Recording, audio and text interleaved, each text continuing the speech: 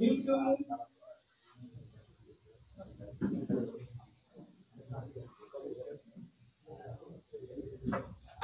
করি।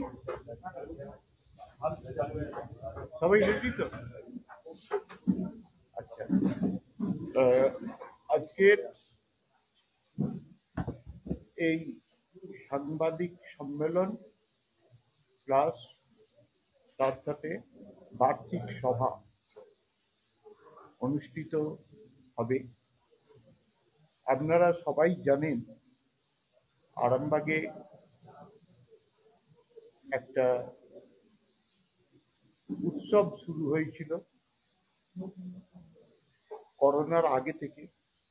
করোনার জন্য মাঝখানে 2 বছর গ্যাপ গেছে, যেটার জন্য আরামবাগের মানুষ তথা আরামবাগের চারদিকের মানুষ তথা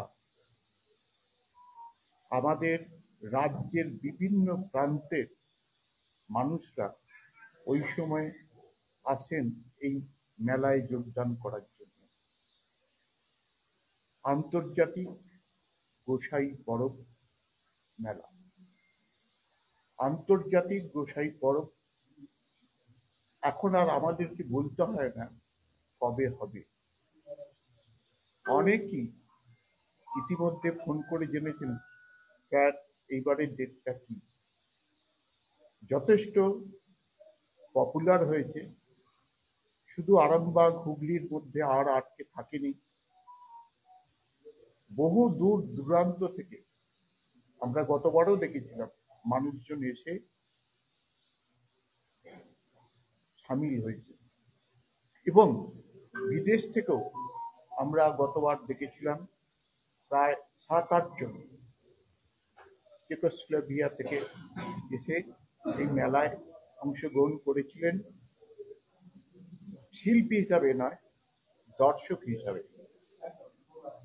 প্রত্যেক বছর মেলায় যা থাকে ইন ডিটেলস পরে সেটা বলবে।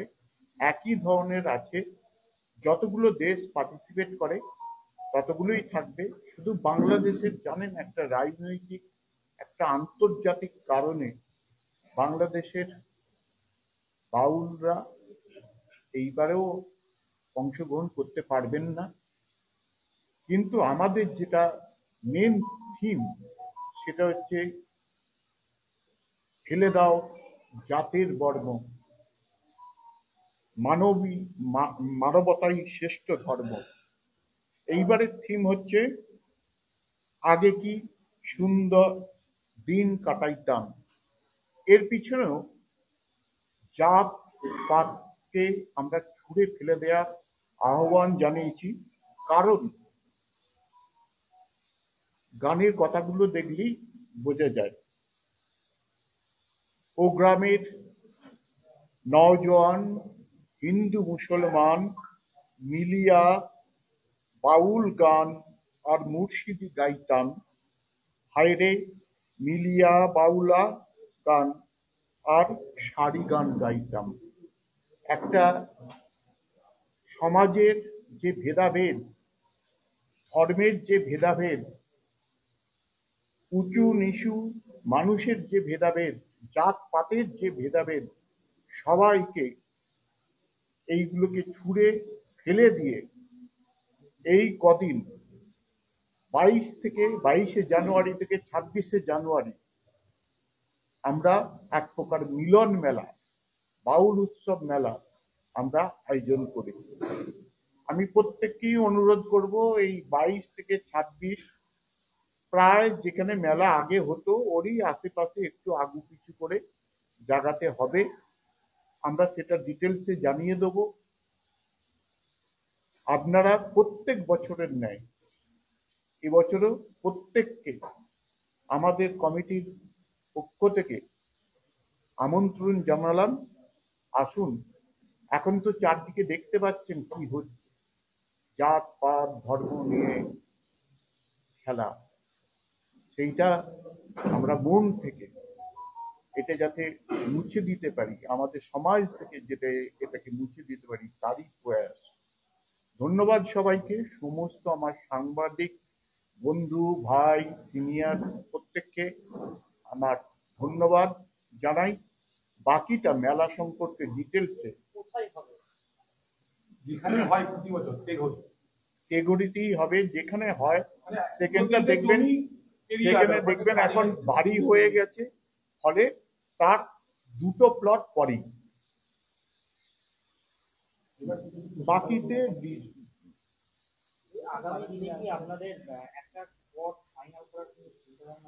আপনি খুব ভালো কথা বলেছেন, আমাদেরকে অনেকটাই অন্যদের উপরে নির্ভর করতে হয়।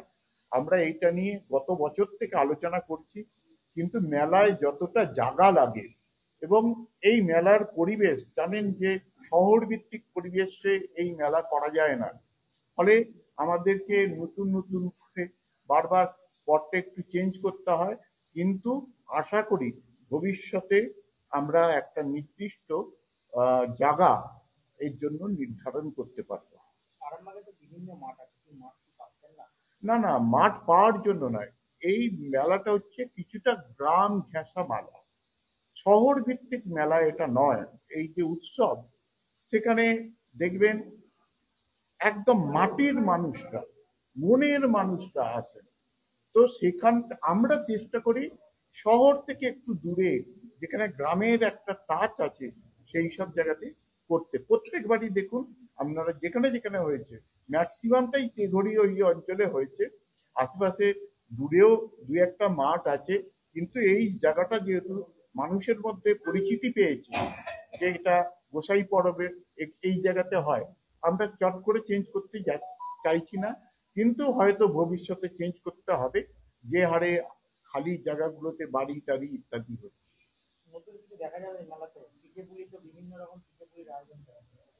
নতুন কিছু দেখানোর জন্য আমরা প্রচন্ড ভাবে চেষ্টা করছি। যেটা আপনারা দেখেছেন প্রত্যেকবারই নতুনত্ব থাকে, সেটা হচ্ছে মূল মঞ্চ। মূল মঞ্চ দেখবেন প্রত্যেক বছর আকর্ষণীয় হয় এবং এক বছরের থেকে পরের বছরে আরো উন্নত মানের হয়। দ্বিতীয় আরেকটা বলে দিই, কোনোদিন এই মূল মঞ্চ এক প্রকার হয় না যেটা অন্যান্য মেলাতে দেখে থাকবেন। আমরা নতুন নতুন, এটা আমাদের এর জন্য ইঞ্জিনিয়ার বা এরা সব আছে, ইঞ্জিনিয়ার ভাইরা আছে, তারা এটা ডিজাইন করে। এবং এবারে পুরো প্রমোট আমরা দেখাবো, মানে কিরকম মঞ্চ হচ্ছে, কিভাবে পুরো মাঠটা হচ্ছে দেখাবো। বিভিন্ন জায়গায় জাপান থাকছে,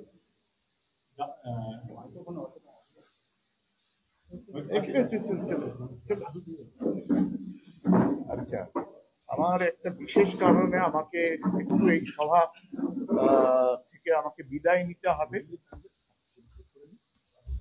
এই বছরে মূলত আমাদের ভারতবর্ষের বিভিন্ন রাজ্য তো আছেই আমাদের। এবারে জয়দেব শেষ হচ্ছে, তারপরেই আমাদের শুরু হচ্ছে। আর এর আগেও একজন প্রশ্ন করছিলেন যে মাঠের কথা। অ্যাকচুয়ালি আমরা মেলাটা শুরু করেছি তো এই বাউল মেলার সৃষ্টি যদি হয়, মানে বাংলাতে যে মেলাগুলো হয়, আমরা এটার প্রথম শুরুয়াত ধরি জয়দেব। সেটা হয় একেবারে একটা নদীর চরে। তো আমরা গ্রামীণ জায়গাটাকে ধরার চেষ্টা করি, কারণ প্রচুর পাকা বাড়ির মাঝখানে ওই খড়ের কাজ, মাটির কাজ বড্ড বেমানান লাগে। এইটা এর কারণেই আমরা চেষ্টা করি একটু গ্রামের দিকে করার। ভবিষ্যতে হয়তো আমরা কোনো নদীর চরে করবো, এরকম ইচ্ছা আমাদের আছে। কিন্তু এটুকু বলতে পারি শহরের একদম, মানে যেখানে চারিদিকে পাকা বাড়ি, হাই রাইজ বিল্ডিং, তার মাঝখানে না করারই চেষ্টা আমরা করি। না মাঠ পাওয়া যাচ্ছে না বা মাঠ কেউ দিচ্ছে না এরকম নয়, আমরা তো চেষ্টাটাই করি না। এই হচ্ছে একটা বিষয়। আর এবারে গতবারে যে সমস্ত বাউল, এখানে তো অ্যাকচুয়ালি লোকগানের শিল্পীরা আসেন না, সাধক বাউলরা আসেন যারা গান তৈরি করে।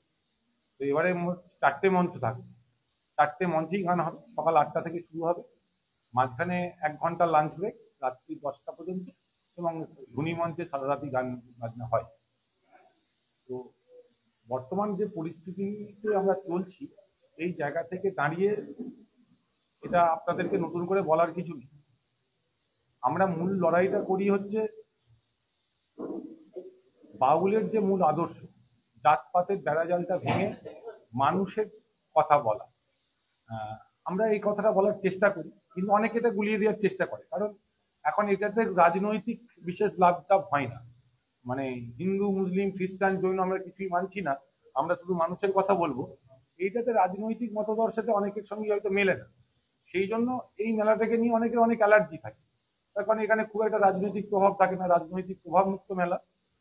সুতরাং এই অ্যালার্জির কারণও আছে, কারণ এই যে উগ্র জাতি সম্প্রদায়গত যে বিভাজন, এইটাকে অনেকে ক্রাশ করতে চায়। এটাতে অনেকের মূলধন, এই মূলধনটাতে যখন আঘাত হানা হয়, তখন কারো কারো কাছে এই মেলার একটা বিরূপ প্রতিক্রিয়া তৈরি হয়। কিন্তু আমরা লালনের মতাদর্শে বিশ্বাস করি। আমরা যারা মেলাটা করি, আমরা মানুষের কথা বলার চেষ্টা করি, কোনো বিশেষ জাতিকে আমরা আলাদা করে গুরুত্ব দিই না, আমরা সবার মধ্যেই সবকিছুর মধ্যেই মানুষকে খুঁজে পাই। এটাই এই মেলার উদ্দেশ্য। এবং এই বছরে সমস্ত জেলা অ্যাটেন্ড করছে। নতুন থাকতে পারে, অরূপদা জিজ্ঞেস করছিলেন, সেটা যে বেতের শিল্প আমাদের মেলাতে এর আগে আসেনি। বেত এবং মাদুর কাঠির শিল্প, বাকি তো সবই থাকে। মানে ওয়েস্ট বেঙ্গলের যে যে শিল্পগুলো বিখ্যাত, তার সমস্ত ধরনের আয়োজন এখানে থাকে। দুটো জিনিস থাকে না, মাদুর কাঠির শিল্প এবং বেত শিল্প। এবারে চেষ্টা করছি আমরা মাদুর কাঠি এবং বেতের শিল্পটা আনা। বেত শিল্পটা থাকবেই, মাদুর কাঠিটাও চেষ্টা করছি। আর বাকি যেমন পিঠের পুলি স্টল, খাবারের স্টল, এগুলো তো থাকবেই। আর মূল কথা হচ্ছে গান, গান এবং গান। 5 দিন ধরে গানটা হবে। আর 22 তারিখ সকালবেলা যেমন প্রসেশন দিয়ে শুরু হয়, প্রসেশন দিয়ে শুরু হবে। মনসুর ফকির থেকে গোলাম ফকির, মাটি কাজুমি থেকে কাজুমি ফোকাজুয়া, এনারা প্রত্যেকেই থাকবেন। আর গতবারের তুলনায় এবছরে প্রায় 60% নতুন শিল্পী থাকবে। গতবারের শিল্পী হয়তো 40% থাকবে, নতুন শিল্পী এবারে 60% থাকবে। একটা কথা বলে দিন, এই গোসাই পরব মানবতার মেলা আমাদের মাথায় তখনই এসেছিল যখন প্রথমবার করেছিলাম। তার ঠিক আগে 2-3 মাস আগে আপনাদের মনে থাকবে দিল্লিতে একটা সাম্প্রদায়িক দাঙ্গা হয়েছিল। তখন থেকে আমাদের মাথায়, সেই বছর থেকে এই ধরনের সাম্প্রদায়িকতার বিরুদ্ধে গিয়ে শুধু মানুষের জয়গান, মানবতার জয়গান করার জন্য এই মেলা শুরু হয়েছে। এবং সেইখান থেকে আমরা এখন পর্যন্ত সরিনি। নিউনুর সোফা সেন্টার, এখানে সমস্ত রকম সোফা পাইকারি ও রিটেলে বিক্রয় করা হয়। সমস্ত সোফা নিজস্ব কারখানায় তৈরি করা হয়। প্রোপাইটার হানিফ হোসেন খাঁ ও রুহুল হোসেন খাঁ, বড়ডোঙ্গল হাটতলা সিনেমা হলের সন্নিকটে, হুগলি। যোগাযোগ 7797170093 এবং 9382003105।